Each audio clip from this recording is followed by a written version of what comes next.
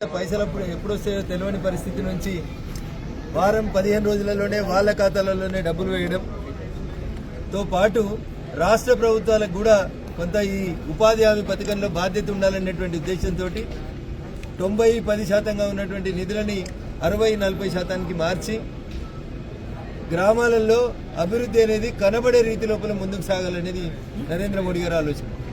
దాంట్లో భాగంగా ప్రతి పంచాయతీకి ఒక గ్రామ పంచాయతీ భవనం, ఓ అంగన్వాడీ భవనం, మహిళా సోదరీమణులు సెల్ఫ్ హెల్ప్ గ్రూపులు ఎక్కువైనాయి కాబట్టి ఒక వివో భవనం, దాంతోపాటు కొత్తగా రైతన్నలు పండించినటువంటి పంటను స్టోరేజ్ చేసుకోవడానికి ఫుడ్ గ్రెయిన్ స్టోరేజ్ కోసం ప్రతి పంచాయతీకి ఒక 15 లక్షల రూపాయలతోటి ఒక గోదాముని ఇవ్వడం, స్కూళ్ళకి కాంపౌండ్ వాల్ లేకపోతే కాంపౌండ్ వాల్ ఇవ్వడం, అంగన్వాడీలో కాంపౌండ్ వాల్ లేకపోతే కాంపౌండ్ వాల్ ఇవ్వడం, ఇట్లా జాతీయ ఉపాధి హామీ పథకం లోపల మార్పులు తీసుకొచ్చి పల్లెలు పట్టణాల్లాగా అభివృద్ధి చెందాలనేటువంటి ఒక లక్ష్యంతో భారత ప్రభుత్వం నరేంద్ర మోడీ గారి నాయకత్వంలో పనిచేస్తుంటే పథకంలో సలహాలు సూచనలు ఇవ్వడానికి చేతగాని కాంగ్రెస్ పార్టీ నల్ల బ్యాడ్జీలు, ధర్నాలు, రాస్తారోకోలని రకరకాల పనులు చేస్తుంది. నేను అడుగుతున్న కాంగ్రెస్ ప్రభుత్వాన్ని, రేవంత్ రెడ్డి గారిని, మీరు ముఖ్యమంత్రి అయిన 2 సంవత్సరాల్లో ఒక్కొక్క పంచాయతీకి ఎన్ని పైసలు ఇచ్చారో చెప్పురు ఒకసారి. గ్రామ పంచాయతీలలో సర్పంచులు చేసిన బిల్లులు రాక పంచాయతీ సెక్రటరీలు పరువు పోతుందని బ్లీచింగ్ పౌడర్కి, లైట్లకి, రిపేర్కి ఒక్కొక్క పంచాయతీ సెక్రటరీ 2 లక్షల దాకా ఖర్చు పెట్టుకుంటే భారత ప్రభుత్వం 1250 కోట్లు ఇప్పటికే జాతీయ ఉపాధి హామీ పథకం కింద పంపిస్తే ఇవాళ దాకా ఏం చేయాలని అర్థం కాక ఖాళీ కూర్చొని నిన్నగాక మన గ్రామ పంచాయతీలకు ఎన్నికలు పెట్టారు.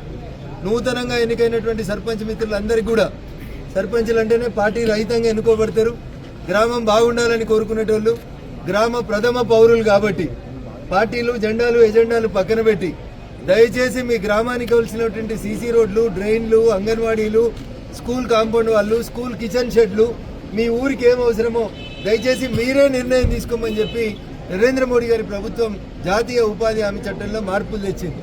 ఇంతకుముందు ఢిల్లీలో ఇది కట్టురు అంటే అదే కట్టాలి. ఇప్పుడు అట్లా కాదు, సర్పంచ్ గారు గ్రామ సభ పెట్టి ఆ గ్రామానికి ఏం అవసరం ఉంటే ఆ రకంగా మార్పులు చేర్పులు చేసుకొని పల్లెల్ని బాగు చేయాలనేటువంటి లక్ష్యంతో నాడు గాంధీజీ గారు చనిపోతూ బుల్లెట్లు తాకిన తర్వాత మాట్లాడినటువంటి మాట హే రామ్. గాంధీజీ సమాధి మీద ఉంటుంది హే రామ్ అనేటువంటి పదం. గాంధీజీ బతికున్నప్పుడు కలలు కన్నాడు, భారతదేశంలో రామరాజ్యం రావాలని కలలు కన్నాడు. కానీ కాంగ్రెస్ వాళ్ళకి ఇప్పుడు వచ్చిన కొత్త చట్టం బీబీజీ రామ్జీ అంటే అందులో రాముడు కనబడుతుండు. రాముడు అంటే ఏదో బీజేపీ అని భయపడుతున్నారు తప్ప అందులో రాముడు లేడు. అది రోజ్గార్ ఆజీవికా మిషన్ ని షార్ట్ ఫామ్ గా చేస్తే రామ్ అని కనబడుతుంది. వికసిత భారత్ గ్రామీణ గ్యారంటీ రామ్ అని రోజ్గార్ ఆజీవికా మిషన్ అనే పేరుతోటి పేరు మార్పులు చేసినాం. కొత్త సర్పంచులందరికీ విజ్ఞప్తి, దయచేసి ఎంజీఎన్ఆర్ఈజీఎస్ కింద వచ్చి రాష్ట్ర ప్రభుత్వం దగ్గర ఉన్నటువంటి 1250 కోట్లలో మీ ఊరికి దాదాపు ₹1 కోటి వస్తాయి. ప్రతి సర్పంచ్ గారు ఆ రకంగా దరఖాస్తులు పెట్టుకొని ముందుకు పోవాలని సర్పంచ్ మిత్రులందరికీ కూడా ఇతను చెప్తా ఉన్నాను. చివరికి ఒక మాట, పోయినసారి పనిచేస్తే మాకు పైసలు రాలేదని కొంతమంది అంటారు. మార్చి 31 అనేది ప్రతి ఆర్థిక సంవత్సరానికి ముగింపు. మీరు మార్చి అయిపోయినాక పనిచేసి మాకు బిల్లులు వస్తలేమంటే రావన్నా. You should complete the works before March 15th. మీరు cut off date March 15th పెట్టుకోవాలి. ఈ రాష్ట్ర ప్రభుత్వం, కాంగ్రెస్ ప్రభుత్వం ఇంకా నిద్రలు ఇవ్వలేదు. నేనే కలెక్టర్లకి, సర్పంచ్లకు అందరికీ ఫోన్లు చేసుకుంటా. ఎంజీఎన్ఆర్ఈజీఎస్ కింద మీ ఊరికి ఏం కావాలని చెప్పి అడుగుతున్న నిధులు మంజూరు చేస్తా ఉన్నాం. అందుకని దయచేసి సర్పంచ్ మిత్రులంతా, కొత్త వాళ్ళు, యంగ్స్టర్స్, రాజకీయాల ద్వారా ఊరికేదో మేలు చేయాలని ఆశ కోసం వచ్చారు కాబట్టి దయించి నరేంద్ర మోడీ గారి ప్రభుత్వం మీద విశ్వాసం ఉంచండి. బీబీజీ రామ్జీ పథకం మీద విశ్వాసం ఉంచండి. మీ గ్రామానికి కావాల్సినటువంటి మౌలిక వసతుల నిర్మాణం కోసం మాతో కలిసి